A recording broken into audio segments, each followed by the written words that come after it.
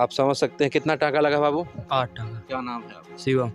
कैसे? इंचार्ज के पास पहुँचे, थाने पे पहुँचे, तो ये दोपहर के बाद पहुँचे थाने पे, तो थाने एसओ जो है सीधे कहते हैं कि हम एफआईआर क्रॉस केस नहीं लगाएंगे।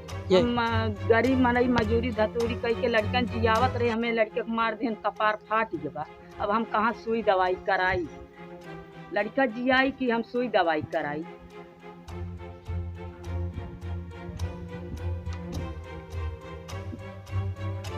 अगर आगे कुछ भी वो लोग धमकी भी दे के गए हैं, अगर कहीं आगे कुछ भी किए तुम लोग एफआईआर किए कुछ भी किए तो तुम लोगों को जान से मरवा देंगे। हम अपने समाज से नहीं मरवाएंगे, दूसरे समाज से मरवाएंगे ऐसा। नमस्कार, अमेजिंग आजमगढ़ देख रहे हैं आप। इस वक्त हम मौजूद हैं शाहपुर, ये भानीपुर के पास पड़ता है, थाना पवई। आपको बता दें कि जहां पर मैं खड़ा हूं, इन लोगों पे आरोप लगा है कि दहेज के लिए मार पीट कर हमको घर से भगा दिए हैं, लेकिन सच्चाई कुछ और है। मारपीट हुई थी तब जब मुख्यमंत्री का कार्यक्रम हो रहा था सुलेमापुर चकिया में, गोरखपुर लिंक एक्सप्रेसवे का उद्घाटन था। उसी के दौरान ये घटना होती है। ये पीड़ित पक्ष है और बता दें आपको कि इनकी सुनवाई कहीं नहीं हो रही है, जबकि इतना मारा गया है इन लोगों को, काफ़ी गंभीर चोटें आई हैं। तो ये लोग जिला अस्पताल गए हैं, अपना इलाज वगैरह कराए हैं। पवई थाने पर इनकी कोई सुनवाई नहीं हुई थी। और 17 तारीख की ये घटना है, 1 बजे दिन का। यहाँ पर एक बहू है जो कि प्रेम विवाह करके आई हुई है और उनका आरोप ये है कि हमको ससुराल वाले जो है दहेज के लिए मारते पीटते हैं। क्या है मामला, पूरी सच्चाई आपको दिखाते हैं, तो कंटिन्यू इस वीडियो में बने रहिए, क्योंकि अपराध जो है अब उत्तर प्रदेश में चरम पर है। आइए हमारे साथ। तो ये देखिए, पीड़ित पक्ष के हैं, ये 2 भाई हैं। शुरू करने से पहले मैं आपको बता दूं कि ये बड़े भाई हैं, ये छोटे भाई हैं। किसी परिस्थितिवश इनके पिताजी की कुछ साल पहले जो है डेथ हो जाती है और इनका लालन पालन इनका जो है यही बड़े भाई किए हैं। पाल पोस कर इनको बड़ा किए हैं। इन्होंने अपनी मर्ज़ी से शादी किया, दीपक नाम इनका है। इन्होंने अपनी मर्ज़ी से शादी किया। शादी यहीं से ज़्यादा दूर नहीं है, पूर्वांचल एक्सप्रेसवे से उस पार एक गांव है कलाफतपुर में, इन्होंने प्रेम विवाह किया। प्रेम विवाह करके जब वो औरत आती है यहाँ पर गाँव में, तो आते ही शुरू हो जाता है इनका तांडव। कुछ दिन तक ठीक ठाक था, उसके बाद ये दोनों भाइयों को अलग कर देती है। ये एक मकान देख रहे हैं, एक बड़े भाई का है और ये मकान है जो छोटे भाई का है। पूरी कहानी इन्हीं लोगों की ज़बानी सुनते हैं। तो क्या नाम हुआ आपका, ये बताइए? हमारा नाम सुरेंद्र नाथ है। सुरेंद्र नाथ जी। क्या मामला, कैसे क्या हुआ? मामला सर, हमारे घर पे यहाँ बगल में हम जीना बनवा रहे थे और लगभग 1 बजे का समय था। मिस्त्री लंच करके चले गए थे। लेबर हम किए नहीं थे, हम ही मजदूरी भी कर रहे थे। तो हमने जो है इधर देख कर बात। हम मिस्त्री हमको बोले कि तुम मसाला उठा दो, झाड़ू लगा के मसाला उठा देना। हम वही झाड़ू लगा के मसाला उठा रहे थे, तब तक जो है उसका भाई, प्रेमलता का भाई पिंटू, हाँकी लेके उधर से आया और हम जैसे खड़े हुए तैसे हमारे ऊपर हाँकी से वार कर दिया। 2 हाँकी हमको लगाया, हम धराशायी हो गए और बेहोश हो गए थे। इसके बाद हमारी बीवी दौड़ी, बीवी के पैर में मार दिया, बीवी खड़ी नहीं हो पाई।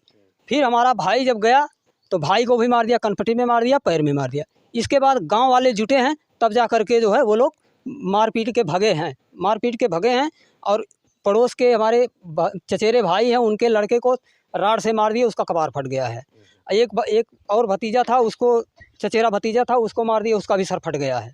मामला क्या था ये बताइए, क्या बात क्या हुई, विवाद कैसे हुआ? विवाद कुछ नहीं था सर, चौकी से सुलह समझौता होकर के 7 तारीख को आई थी। ये अपना अलग रह रहे थे, हम अपना अलग बना खा रहे थे। कोई हमसे उनका लेना देना नहीं था। लेकिन 4-5 दिन रहने के बाद एक गोद में एक बच्ची है 1.5 साल की, उसकी कुछ तबीयत ख़राब हुई, जुकाम बुखार हुआ और जुकाम बुखार होने से वो सुबह सो के उठी, कह रही हमारी बच्ची को ले चलो दवा दिलवाओ। तो ये जो है दवा दिलवाने के लिए लेके गए। गांव के बगल में नसोपुर में एक डॉक्टर हैं दिनेश मौर्य, उनके यहाँ दवा दिलवा के ले आए। वो बोले 3-4 खुराक दवा पिलाना, आराम हो जाएगा तो ठीक है, नहीं आराम होगा तो फिर देखा जाएगा। तो 1 खुराक दवा पिलाए थे। इसके बाद वो तुरंत लगभग 11-12 बजे के आसपास घर में से बाहर निकली और बोल रही हमारी बच्ची को लेकर बीबीगंज चलिए, देवनारायण के यहाँ। कोई देवनारायण डॉक्टर हैं, अब उनके जानने वाले हैं कैसे नहीं ये हमको नहीं पता है। तो ये बोले कि जब दवा दिए हैं 2 खुराक दवा पिला लेते हैं, इसके बाद आराम नहीं होगा तब जो है ले चलेंगे। तब तक उसने फ़ोन करके अपने भाई को बुला लिया और भाई आया तो भाई बोला कि जो है आपको नहीं मौका है तो हम लेके जा रहे हैं इसको। हम लोग बोले ठीक है भाई, हम आप ही ले जाओ। तो वो आया और उसको लिवा के चला गया। तो न डॉक्टर के यहाँ गया न अपने घर पे गया, वो सीधे चौकी पर पहुँच गया। अच्छा। हाँ, चौकी पे गया, चौकी से हमारे पास फ़ोन आया, ये दीपक के फ़ोन पे फ़ोन आया। तो इन्होंने बताया कि अभी मिस्त्री लगे हुए हैं, हम मजदूरी कर रहे हैं, जब मिस्त्री छुट्टी देंगे तभी तो हम आ पाएंगे। चौकी इंचार्ज ने बोला ठीक है, कै बजे छुट्टी होगी? बोले कि 6 बजे लगभग मिस्त्री जाएगा, तब जो है हम आएंगे। तो ठीक, बोला ठीक है 6 बजे के बाद आ जाना। तो 6 बजे शाम को ये लोग गए, तो चौकी इंचार्ज ने कहा ठीक है, हम उसको डांट उट के भगा दिए हैं और जाओ अपना सुलह सपाटा से अगर यहाँ रहती है तो रखो, और नहीं रहती तो नैहर में है तो नैहर में रहने दो। यही बात हुई, इसके बाद की ये सारी वारदात है जी। आप दीपक कुमार हैं, आपकी ही शादी हुई थी? जी जी, कितने साल पहले हुई है? 3 साल पहले। ये अरेंज मैरिज थी कि love marriage? Love marriage sir. आपकी कितनी उम्र है 28 साल। और उसकी कितनी उम्र है? उसकी तो लगभग 34 से 35 साल उम्र है। 34 से, मतलब आपसे वो बड़ी है। हाँ, हमसे बड़ी, काफ़ी बड़ी। तो शादी के बाद से उसका रवैया कैसा था ये बताओ? शादी के पहले 2-4 महीने हमारे घर पे उसका रवैया ठीक था, लेकिन 2-4 महीने के बाद वो ब्लैकमेल करना शुरू कर दी। और शादी के पहले भी ये लोग ब्लैकमेल किए थे हमको, ज़बरदस्ती कर रहे थे, शादी करो, नहीं तो हम लिखवा देंगे तुमको, ये कर देंगे, वो कर देंगे। तो मैंने बोला कि ठीक है, हम घर वालों की मर्ज़ी होगी, उसके बाद ही शादी करेंगे, आप लोग शांत रहिए। घर वालों को मना लेंगे, उसके बाद सबके रीति रिवाज से शादी होगी। तो घर वाले को किसी तरह मनाए हम, घर वाले मान गए, बोले कि ठीक है, अगर तुम्हारी खुशी उसी में है तो शादी कर देते हैं। किस वर्ष में हुई थी शादी?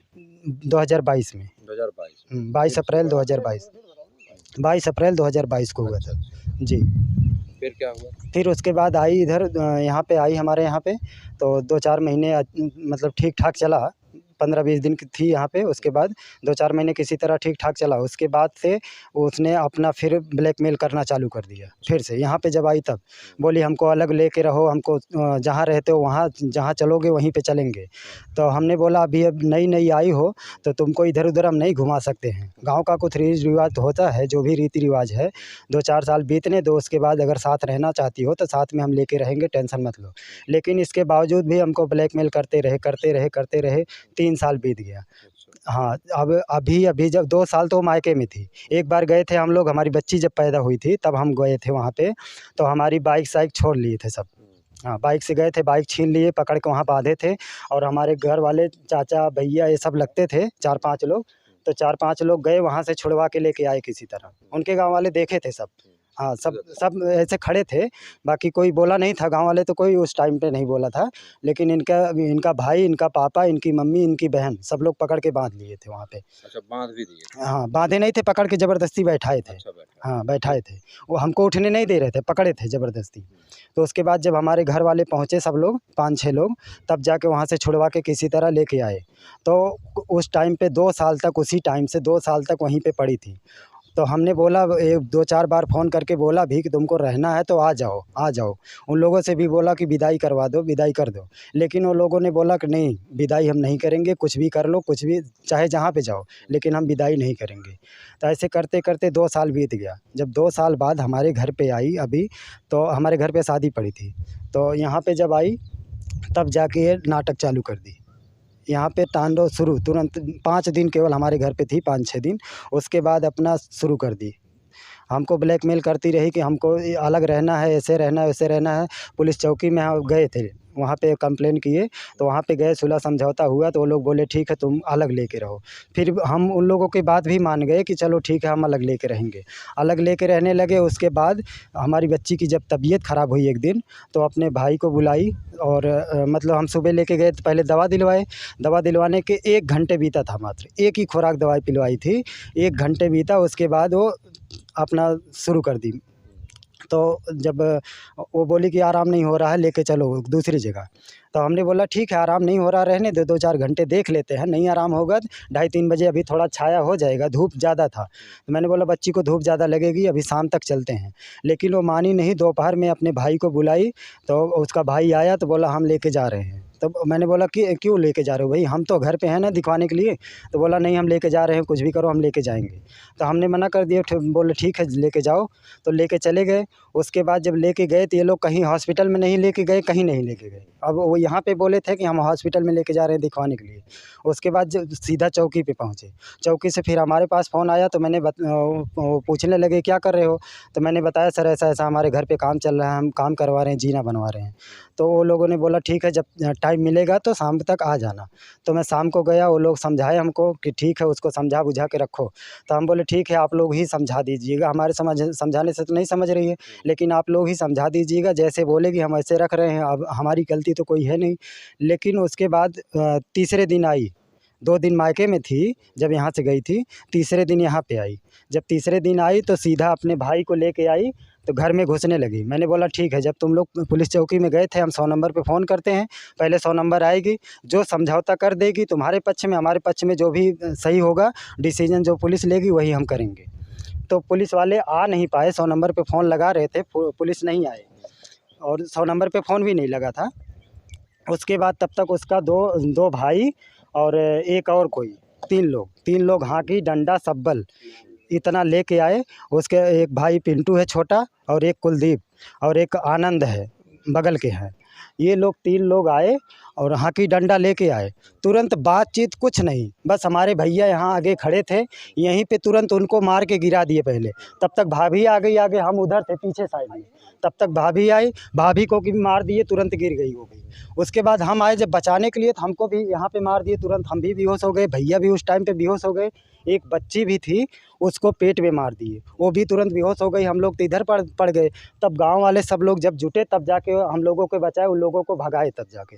और वो लोग अपनी बाइक पे, यहाँ बाइक खड़ी थी, बाइक यहाँ पे हम लोगों को जब नहीं मार पाए, जब सब लोग आ गए तो बोले कि केस तो हम लगाएंगे, किसी भी तरह केस लगाएंगे, तुम लोगों को अंदर करवाएंगे, बंद करवाएंगे, कुछ भी करके दहेज केस में लगाएंगे और तुम लोगों को बंद करवाएंगे। पाँव में भी हमारे लगा है सर। उसके बाद बाइक भी वो अपने से तोड़े, हाकी लिए थे, वही हाकी अभी हमारे घर पे है, उसी हाकी से बाइक भी अपने से तोड़ के भाग गए। वो गांव वाले सब्बल छोड़ के रखे हैं, वहाँ पे रखे हैं, अभी भी उनके घर पे ही है, गांव में दूसरे गांव में है। वहाँ से वो लोग भागे सीधा, तब गए वो लोग चौकी पे। हम लोग तो यहाँ किसी तरह होश आया, तब गांव वाले सब लोग लेके गए पौई थाने पे। और पौई थाने पे लेके गए तो बोले ठीक है विपक्षी पक्ष को बुला रहे हैं, उसके बाद जो भी होगा देखा जाएगा। तो वो लोगों को जब बुलाए 1-2 घंटे बाद, हम लोग एप्लीकेशन दे दिए, वो लोगों को 2 घंटे बाद बुलाए। 2 घंटे बाद जब वो लोग आए तो हम लोगों को भगा दिए, बोले ठीक है देखते हैं बाद में। उस टाइम मुख्यमंत्री जी का कार्यक्रम चल रहा था, यहाँ उद्घाटन था। उसके बाद में हम लोग दूसरे दिन गए, दूसरे दिन बुलावा नहीं आया, हम लोग गए थे। दूसरे दिन गए तो उन लोगों का मेडिकल भी हो गया, FIR दर्ज हो गया, मुकदमा भी चढ़ गया, और हम लोगों का FIR भी नहीं हुआ, नहीं मेडिकल हुआ, कुछ भी नहीं हुआ। हम लोगों को केवल बोले जाइए प्राइवेट में कहीं भी ट्रीटमेंट करवा लीजिए, कोई दिक्कत नहीं है। और हमारे भैया का लड़का है, उसके सर में मार दिए सब्बल से, इसका सर पूरा फट गया। 8 टाँका लगा है सर, 8 टाँका उसको लगा है और हमारे पाँव में लगा है। भैया को सर में पूरा फट गया है, सबको सर में पाँव में ऐसे ही लगा है। और मतलब जानलेवा हमला हुआ था। जानलेवा, पूरा जानलेवा हमला।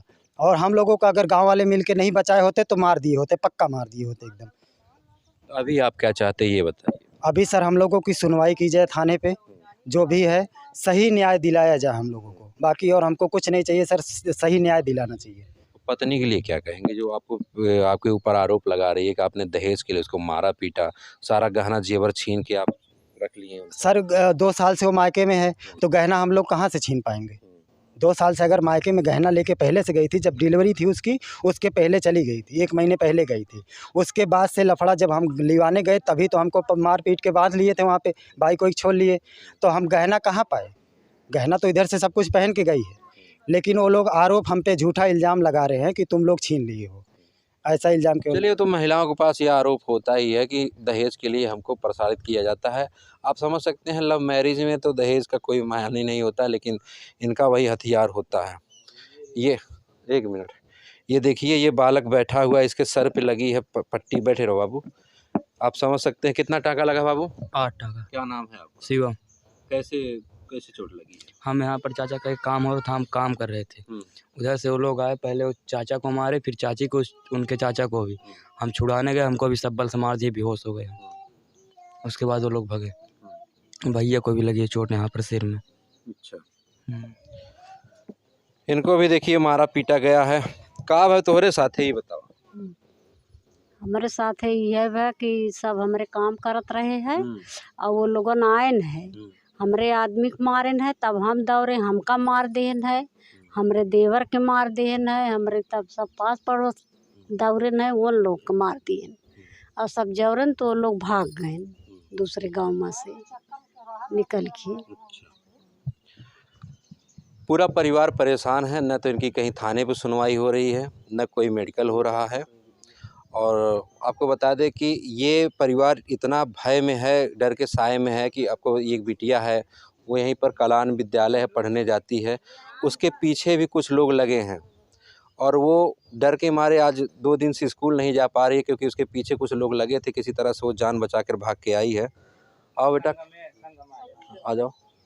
ये देखिए ये लड़की है, क्या नाम है बेटा आपका? संगम। क्या हुआ था, आप स्कूल गई थी? मेरा प्रैक्टिकल था, हम आ रहे थे स्कूल से और कुछ लोग आगे पीछे कर रहे थे, काफ़ी लोग थे रोड पे, तो वो लोग कुछ कह नहीं पाए। उसके बाद इधर एक बाग है, यहाँ से वो लोग सीधे निकल गए। उसके बाद हम चले आए घर, हमारी साइकिल भी पंचर हो गई थी, अकेले आ रहे थे।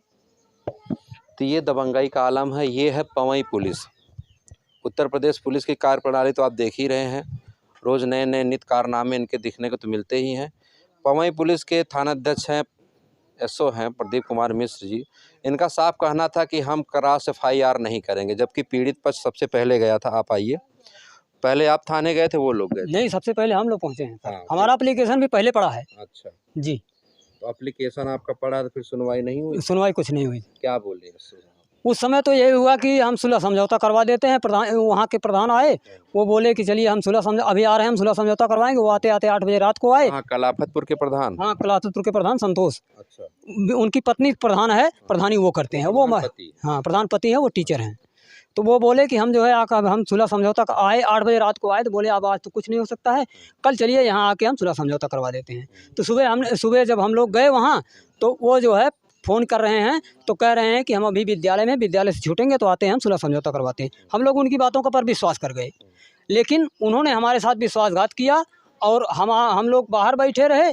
और इसके बाद जो है उनका FIR हो गया, मेडिकल भी हो गया, सब कुछ हो गया, धारा भी लगवा दिए हैं और हम वही सब करवाए हैं। और हम लोगों को केवल बेवकूफ़ बनाए रहे। इसके बाद में जब हम लोग थाना इंचार्ज के पास पहुँचे, थाने पे पहुँचे, तो ये दोपहर के बाद पहुँचे थाने पे, तो थाने एसओ जो है सीधे कहते हैं कि हम FIR क्रॉस केस नहीं लगाएंगे। यही मामला है। हमारे गांव के प्रधान अभी तक हमारे दरवाजे पर आए नहीं। हम 2 बार उनके यहाँ गए तो बोले ठीक है हम सुलह समझौता की बात करते हैं, लेकिन दोनों प्रधान से तालमेल है, इसलिए जो है हमारे प्रधान भी सपोर्ट में नहीं गए हैं हमारे। बेटा आपको भी चोट लगी थी ना? हाँ। कहाँ मारे थे? पेट में मारी थी। अच्छा, तो उसके बाद क्या हुआ फिर? चाचू को मार रहे थे, फिर हम गए उनको बचाने, फिर उनका भाई था वही वो हाकी लिया था, उसी से पेट में मार दिया था। उसके बाद बेहोश हो गई थी। ये आलम है उत्तर प्रदेश के आजमगढ़ ज़िले की पवई पुलिस का। अगर पुलिस की कार्यप्रणाली अगर रहती सही तो इतनी बड़ी वारदात नहीं होती। हालांकि छोटी सी बात थी, पारिवारिक मैटर में बाहरी लोगों को आकर मार पीट के जाना ये कहाँ तक शोभनीय है। अगर आपसी सहमति से परिवार रजामंदी से रहते हैं तो कोई दिक्कत नहीं है, लेकिन छोटी छोटी बातें जैसे महिलाएं होती हैं आमतौर पर फ़ोन करके मायके पर बात को बढ़ावा देती हैं। मायके के पक्ष को भी समझना चाहिए। अगर हमारी बहन बेटी ससुराल में है तो कुछ थोड़ा सा सहन करके रहे। अगर मान लीजिए कोई बात ही हो जाती है, लेकिन ऐसे मामलों में गंभीरता से नहीं लेते इस बात को, लेकिन जब यही बात जब बड़ी हो जाती है तो आगे जाके वो दोनों परिवार को बिखेर देती है। और इसमें तीसरे पक्ष जो शामिल होकर इसका अलग फ़ायदा उठाते हैं और दोनों पक्ष को ऐसी मुसीबत में डाल देते हैं कि ज़िंदगी भर मुकदमा थाना पुलिस झेलते रहो और जो आगे का बढ़ने का जरिया होता है वो रुक जाए। खासकर ये हमारे दलित समाज में ही होता है। और भी गाँव के लोग हैं, इनसे भी बात करते हैं। का भर रहा चाची वह दिन कैसे बात भरी? अब ऐसे मारपीट मारत रहन और जौन के एकदम सबका पराली मारत रहन, तब सब देखे तब दौड़ का छोड़ा। हाँ, तो लोग भागन। का भर रहा आयन साहब तुरंत मरही लागेन है और हम लोगन जान ही ना पाए। जब जाने तो हम लोग भाग गए मार के। हाँ, हमरे लड़का को मार देन। हमारा लड़का ही काम करत रहा। ये आपके बच्चे ही हैं? हाँ हाँ। जो हमलावर थे वो उसी के घर के ही थे, परिवार के थे। उसमें से कुछ अलग समाज के भी लोग थे, इनका कहना है। और उन्होंने जो भी हमला किया वो जानलेवा था। इनकी कहीं कोई सुनवाई नहीं हो रही है। आप लोगों से गुजारिश, इस वीडियो को ज़्यादा से ज़्यादा शेयर करिए ताकि इस पीड़ित परिवार को इंसाफ मिल सके। और हाँ, छोटी छोटी बातों को लेकर विवाद न बढ़ाया करिए। आपसी परिवार की सहमति से, अगर रजामंदी से, एक दूसरे की सहमति से अगर परिवार रहता है तो ऐसी नौबत नहीं आती है। लेकिन बस यही है ना कि दूसरे के चक्कर में पड़ के अपने खुद के परिवार को संकट में ना डालें। तो दीपक जी, अगर मान लीजिए किसी भी तरीके से ये मैटर आगे सुलह समझौते की जो बात चल रही है आप लोगों में, तो पत्नी के लिए क्या कहेंगे? जी सर, अगर वो प्रेम से रहना चाहती है तो हमको कोई आपत्ति नहीं है, बट हमारे घर वालों के ऊपर, हमारे ऊपर कोई हमला नहीं होना चाहिए। कुछ भी हमला हुआ तो हम लोग, पहली बात तो वो लोग जानलेवा हमला करते हैं हमेशा, एक बार की बात नहीं है। तो आपकी बात पहला नहीं है, ये दूसरी वारदात है। और अगर आगे कुछ भी वो लोग धमकी भी दे के गए हैं, अगर कहीं आगे कुछ भी किए तुम लोग, FIR किए, कुछ भी किए, तो तुम लोगों को जान से मरवा देंगे। हम अपने समाज से नहीं मरवाएंगे, दूसरे समाज से मरवाएंगे, ऐसा धमकी दे के गए हैं सर। और अगर वो उसका दिमाग सही चले, जैसे हमारे घर पे जैसे परिवार रहती, जैसे फैमिली रहती है, वैसे रहेगी, तो हमको कोई आपत्ति नहीं है सर। जी सर। तो अभी तक के लिए इतना ही, फिर मिलते हैं किसी नेक्स्ट वीडियो में, तब तक के लिए जय हिंद।